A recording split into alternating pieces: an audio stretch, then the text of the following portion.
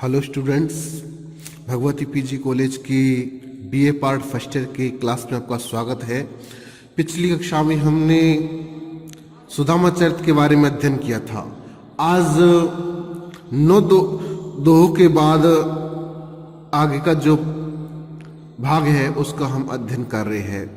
तो देखिए, अगला जो सवैये छंद है हमारा, इस सवैये छंद में सुदामा जी अपनी पत्नी सुबुद्धि को समझा रही है और वो कह रहे हैं कि हम सभी समाज के शिक्षक हैं, सारे संसार के शिक्षक हैं और आप हमें ही शिक्षा दे रही है।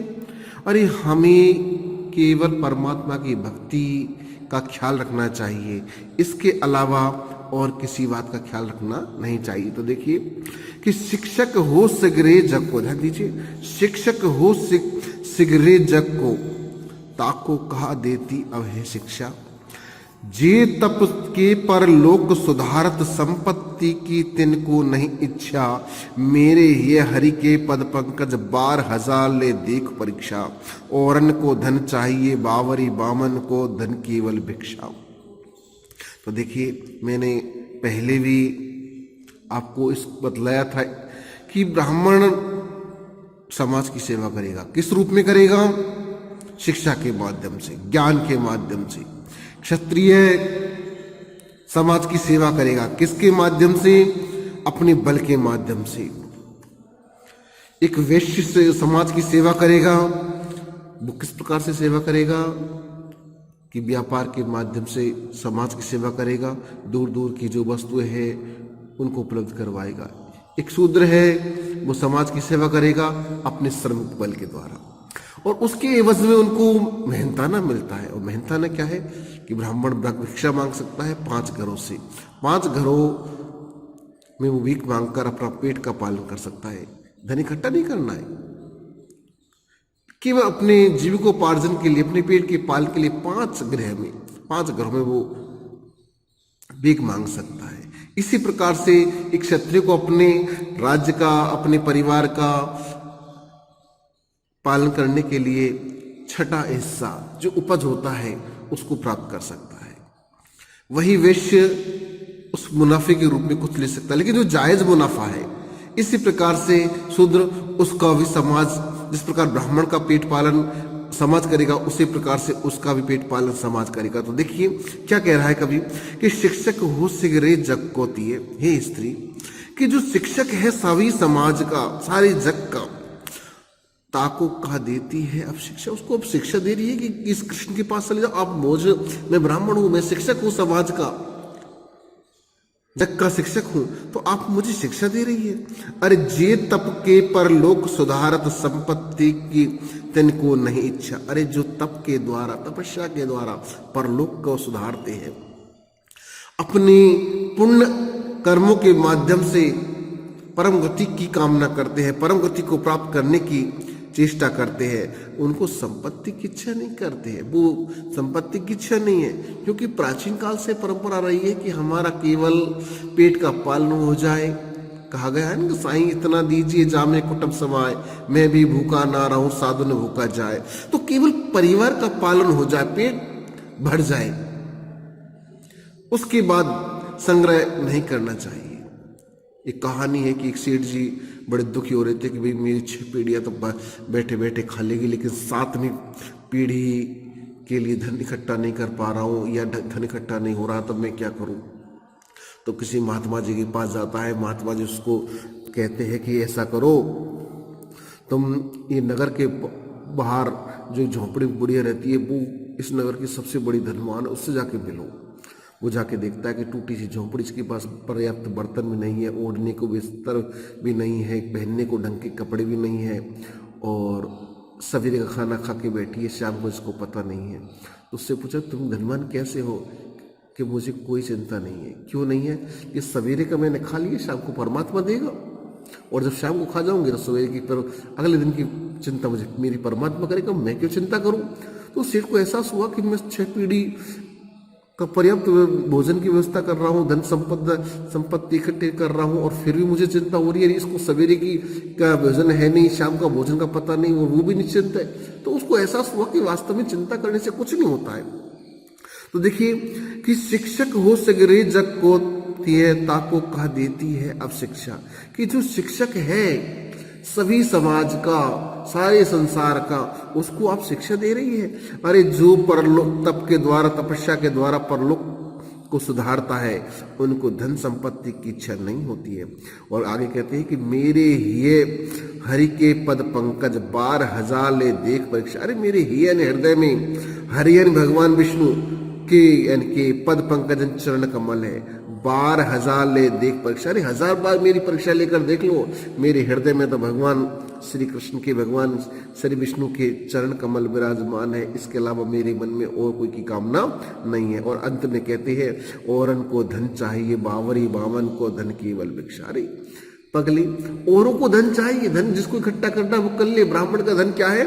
भिक्षा है। उसका सबसे बड़ा धन यही है कि आज उसके पास कुछ नहीं है, लेकिन जाके मांग के अपना पेट का पालन करे और कल की चिंता परमात्मा पर छोड़े। कल की समस्या कल दूर होगी, या फिर कल की भोजन की व्यवस्था कल की जाएगी। तो देखिए कि औरन को धन चाहिए बावरी, बावन को धन केवल भिक्षा, कि औरों को धन चाहिए, ब्राह्मण को और प्रकार के धन की कामना नहीं करना चाहिए, ये चेष्टा नहीं करनी चाहिए, चिंता नहीं करनी चाहिए। उसका धन भिक्षा है, वो जहां चाहे जहां रह सकता है और जब चाहे जब मांग कर अपना पेट का पालन कर सकता है, बस उसकी यही समृद्धि है। तो देखिए एक बार और पढ़ देख लीजिए, शिक्षक हो सिगरे जग को ताको अब कहा देती शिक्षा, के जो सारे संसार का शिक्षक को कहा देती हो शिक्षा, जिस जो परलोक तपस्या के द्वारा परलोक को सुधारता है, उसको संपत्ति की इच्छा नहीं होती है। और मेरे हृदय में तो भगवान के चरण कमल है। 1000 बार भले इसकी परीक्षा लेकर देख लो। और वही इस बुद्धि, औरों को धन चाहिए, ब्राह्मण को तो केवल भिक्षा धन चाहिए, इसके अलावा उसकी और कोई कामना नहीं रहती है। अगला अपन का इसमें जो सुदामा जी ने जब ये कहा तो उनकी पत्नी सुबुद्धि क्या कहती है, तो देखिए कि दानी बड़े तिहु लोकन में जग जीवत नाम सदा तिन को ले, दीनन की सुध लेत भली विधि सिद्ध करो पिय मेर मतोले, दीन दयाल के द्वार न जात सो और के द्वार पे दीन है बोले, श्री जदुनाथ से जाके हेतु सो त्यूपन क्यों कन मांगत डोले। अब इसमें सुबुद्धि उनको समझा रही है, तर्क दे रही है। क्या कह रही है कि दानी बड़े तिहु लोकन में जग जीवित नाम सदा जिन कोली। अरे तीनों लोकों में जो सबसे बड़े दानी है, सारे जीवित प्राणी जिनका नाम लेते हैं, और दीनों की जो यानी गरीबों की, जो मजबूरों की, कमजोरों की जो सबसे पहले सुधि लेते हैं, अर्थात साल सवाल करते हैं, उनकी बात सुनते हैं। इसलिए हे स्वामी मेरी मति लीजिए और जाइए। और दूसरी बात कह रहे हैं कि आप भीख मांगने की तो बात कह रहे हो, भिक्षा प्राप्त करने की बात तो कह रहे हो, तो जब भिक्षा ही मांगनी है तो और के द्वार पे क्यों मांगिए? दीनदयाल के द्वार पर जाके मांगिए, भगवान कृष्ण के द्वार पर जाके मांगिए। और जिसकी भगवान श्री कृष्ण जैसे हितैषी है, उसको भी बुढ़ापन में, बुढ़ापे में, वृद्धापन में भी भीख मांगनी पड़ रही है, अच्छी बात नहीं। तो देखिए कि दान बड़े तिहु लोकन में जग जीवत नाम सदा जिन कोले, कि जो तीनों लोकों में सबसे बड़े दानी है और जीवित है इस संसार में, जग जीवत नाम सदा जिन कोले, और जीवित जो प्राणी है संसार में, जो भी जीव जी रहा है, सब उन्हीं का नाम लेता है। और दीनन की सुध लेत भली विधि, ध्यान दीजिए कि जो दीन है, गरीब है, उसकी भली प्रकार से, अच्छे प्रकार से वो सुध लेते हैं, सार संहार करते हैं। दीनन की सुध लेत भली विधि, अच्छी प्रकार से विधि सिद्ध करो प्रिय मेर मतली, कि हे प्रिय मेरी मति लेकर, मेरी बात मानकर आप अपने काम को सिद्ध कीजिए, गलत मत समझिए। क्योंकि दीन दयाल के द्वार न जात सो और के द्वार पे दीन है बोले। अरे दीन का जो दीन दयाल भगवान श्री कृष्ण है, उसके द्वार पर न जाकर और के द्वार पर भीख मांगनी पड़ रही है, और के द्वार पर जाकर आपको याचना करनी पड़ रही है, तो ये गलत है।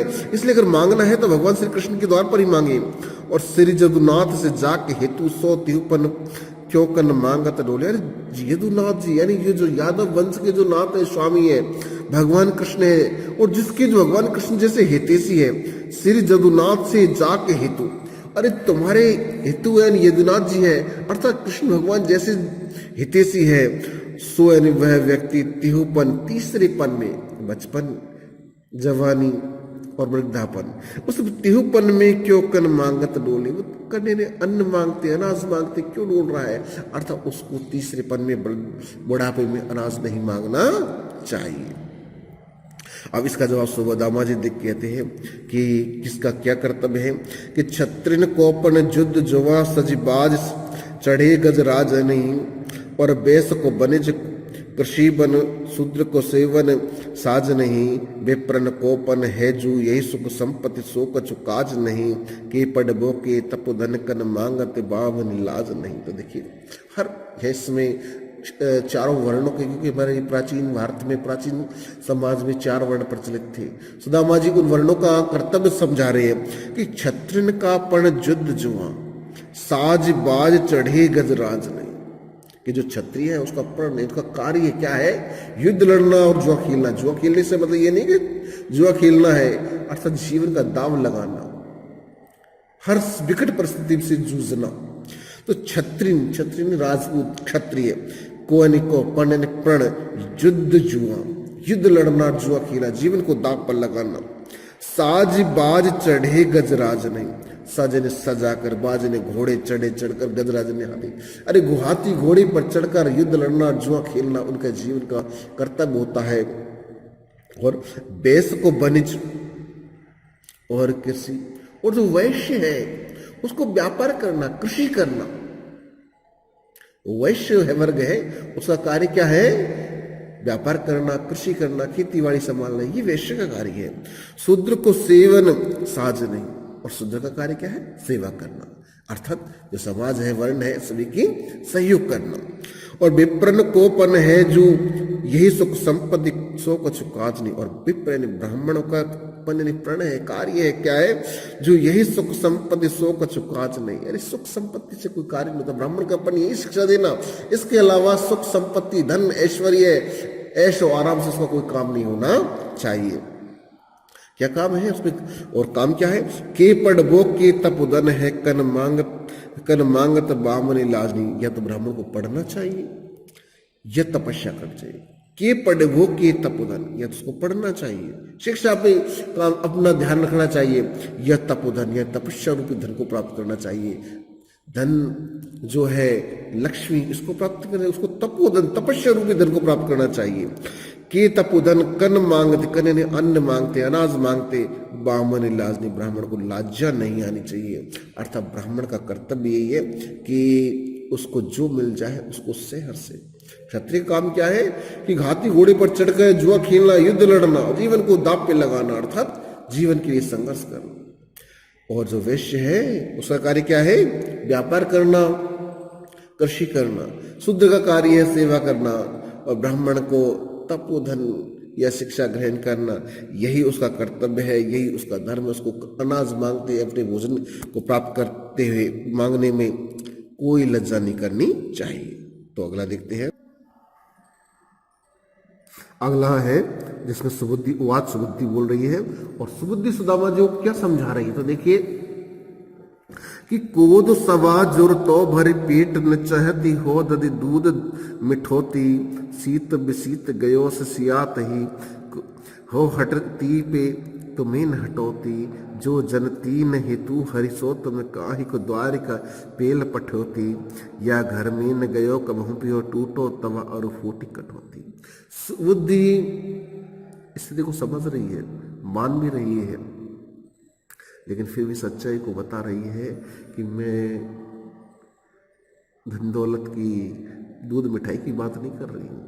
अरे इस घर में मैंने कभी सवाया कोदो नहीं देखा। एक जंगली घास का जो चावल हो, एक चावल की वैरायटी है सब कोदो, जिसको हम आधुनिक अब के रूप में आज के समय में सवा कहते हैं। सवा एक घास होती है, जो घास के बीज को चावल के रूप का ही रूप माना गया है, और इसको एकादशी के व्रत में प्रयोग किया जाता है। हालांकि आजकल मार्केट में मिलता है, बाजार में मिलता है, लेकिन प्राचीन काल में या आज़ादी के समय तक या आज़ादी से के बाद तक जो किसान लोग थे उस घास को ही इकट्ठा, घास के जो बीज है उसको इकट्ठा करके चावलों की तरह खाया करते थे। आज भी खाते हैं, और लेकिन वो अच्छी अलग अलग वैरायटी का होता है। तो सुदामा जी की पत्नी उनसे कह रही है कि कोदो सवा जोर तो भरी पेट, कि जो कोदो है, चावल है, वो पेट भरने के बाद सवा यानी थोड़ा सा अतिरिक्त नहीं बचता है।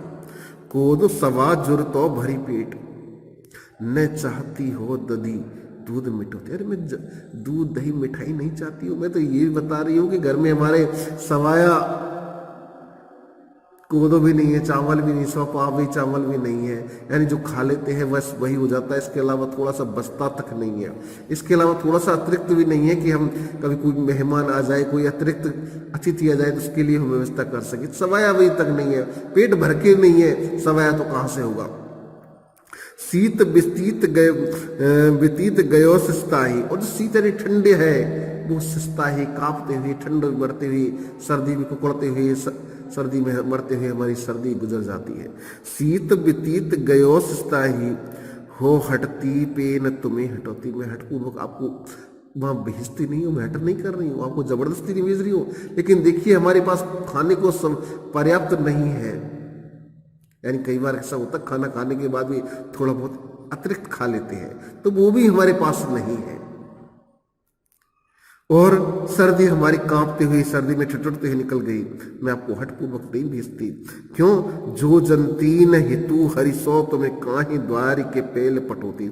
और जो मैं अगर जानती कि हरि जैसा हितैषी आपका कोई या हितैषी नहीं है, या हरि हितैषी नहीं है, तो तुम्हें हठपूर्वक द्वारिका नहीं भेजती। लेकिन मैं जान गई हूँ कि आपके हितैषी हरि है, भगवान कृष्ण है, तो मैं आपको जबरदस्ती भेज रही हूँ, वन तक कभी नहीं भेजती। और आगे अंत में कहती है कि या घर ते न गयो कहूँ पिए, इस घर से है पिए, इस कभी नहीं गया है अथवा नहीं है क्या। टूट तवो और फूटी कटौती, कि इस घर में टूटा तवा और फूटी कटौती, कटौती होती है जिसमें आटा लगाते हैं, एक पत्थर का बनता है। तो टूटी कटौती और टूटा तवे के अलावा, फूटा तवे उनके अलावा और कुछ भी नहीं है। मैं केवल अपनी आवश्यकता की बात कर रही हूँ, मैं अतिरिक्त मांगने की बात नहीं कह रही हूँ। मैं केवल इतना ही कह रही हूँ कि भगवान कृष्ण के पास जाइए और उनसे अपनी आवश्यकता की चीजें ले लीजिए, ताकि हमारा जीवन सुख में हो जाए। सुख में ज्यादा नहीं चाहिए, हमें इतना चाहिए कि पर्याप्त हमें भोजन पानी की जो आवश्यकता है वो पर्याप्त मिल जाए। तो देख क्या कहती है कि कोदो सवा जोरतो भरी पेट न चाहती हो दूध दही मिठोती। मैं सवाया यानी भरपेट भोजन चाहती हूँ, दूध दही मिठाई नहीं चाहती हूँ। और सर्दी हमारी कांपते गुजर जाती है, मैं तुम्हें हठपूर्वक कभी नहीं भेजती। अगर मुझे ये पता होता कि कृष्ण तुम्हारे हितैषी नहीं है तो तुम्हें कभी नहीं भेजती। मुझे पता चल गया है कि कृष्ण तुम्हारे हितैषी है, परम मित्र है, इसलिए मैं आपको भेज रही हूँ, और वो दीन दयाल है इसलिए भेज रही हूँ। और अंत में कहते हैं कि इस घर में टूटा तवा और फूटी कटौती के अलावा कुछ भी नहीं है, इसलिए थोड़ी व्यवस्था के लिए भी आपको भेज रही हूँ। अगला दोहा देखते हैं, अगला पद सवैया देते हैं। सुबुद्धि उवाच, सुबुद्धि कह रही है सुदामा जी से, 14वां सवैया है वो, कि छाड़ सवे तक तो ही लगी बक आठों जाम यही जक ठानी। जात है देह लदाए लडा भर लेह लदाए लेह जेठानी। अरे पावे कहाँ थे अटारी अटा जिनको बिद दीनी है टूटी से छानी। जो पे दरिद्रता लिखो ललाट पे तो कहूँ पे मेटे न जात अयानी। सुदामा जी को जब बार बार उसकी पत्नी समझा रही तो वो उससे कह रही है कि तेरे तो सवेद आठों याम, आठों प्रहर यही जक लगी हुई है कि इस द्वार का जाए, द्वार के। अरे मैं वहां चले जाऊंगा तो कौन सी भी गाड़ी भर के मुझे को दे देंगे। अरे जिसकी किस्मत में विधि ने, ब्रह्मा ने, परमात्मा ने टूटा सा छप्पर दे दिया है, वो कभी भी किसी से मिटाने पर भी नहीं मिट सकता। तो देखिए कि छाड़ सवे तक तो ही लगे, छाड़ यानी छोड़ करके, सवे ने सभी कुछ, तक सवे तक सब कुछ, तो ही तुमको लगे नहीं लग गए। बके ने आदत से आठों जाम, बके बोलने के आठों जाम, 8 याम यानी 8 प्रहर। 8 प्रहर कौन से होते हैं? दिन के 4 प्रहर और रात के 4 प्रहर, तो कुल मिला के 8 प्रहर। तो 8 जाम यही जक ठानी, यही जक यानी प्रवृत्ति बन गई है, आदत बन गई है, ठान रखी है तुमने। और जात ही देह लदाए लडा भरी लेह लदाए यही जे ठानी, और तुम ये जे में ठान चुकी हो कि जाते मुझको लडा भर के, लडा गाड़ी भर के वो भर दे के दे देंगे, अन्न धन सुख संपत्ति सब कुछ दे देंगे। तो तुमने तो मन में ये ठान लिया कि मैं जैसे कृष्ण के पास जाऊंगा तो मुझे सारी चीज मिल जाएगी। अरे पावे कहाँ थे अटारी अटा, अरे वो पावे यानी प्राप्त करेगा, कहाँ थे यानी कहाँ से, अटारी यानी ऊंचे भवन, अट्टालिका, जिनके विधि, जिनको विधि ने ब्रह्मा ने परमात्मा ने दीनी है टूटी सी छानी है छप्पर, कि जिनकी किस्मत में भगवान ब्रह्मा जी ने परमात्मा ने टूटा सा छप्पर दिया है, वो बड़ा महल, ऊंचा महल प्राप्त नहीं कर सकता। जो पे दरिद्र लिखो ललाट में, अरे जिसकी किस्मत में, जिसके ललाट में, जिसके भाग्य में दरिद्रता लिख दी है, काहों पे मेट न जात अयानी, हे अयानी हे अज्ञानी, वो किसी से मिटाने पर वो मिट नहीं सकती। अर्थात सुदामा जी बार बार समझा रहे वही कि तू मुझे बार बार सुबह शाम दिन रात हर वक्त 24 घंटे कहती कि द्वारिका जाइए द्वारिका जाइए। अरे ऐसा थोड़ी कि जाते मुझको गाड़ी भर के वो दे देंगे। और दूसरी बात है कि अरे जिसकी किस्मत में टूटा सा छप्पर है उसको कहाँ अटारी ऊंचे ऊंचे भवन मिलेगी, और जिसके भाग्य में गरीबी लिखी है वो किसी से मिटाने से मिटती नहीं है। तो देखिए कि छाड़ी सबे तक तो ही लगी, अरे सब कुछ छोड़ के तुझे यही लगा है, आठों जाम यही जग ठानी, आठों याम, आठों प्रहर या 24 घंटे तुम्हें यही आदत पड़ रही है, दिन रात यही आदत पड़ रही है। और क्या जाता ही देह लदाए लडा भरी लेहो लदाए यही जे ठानी, यार तुम तो मन में ये ठान के बैठी हो कि जाते भगवान कृष्ण मुझे गाड़ी भर के सब कुछ दे देंगे, तो ऐसा कुछ नहीं है।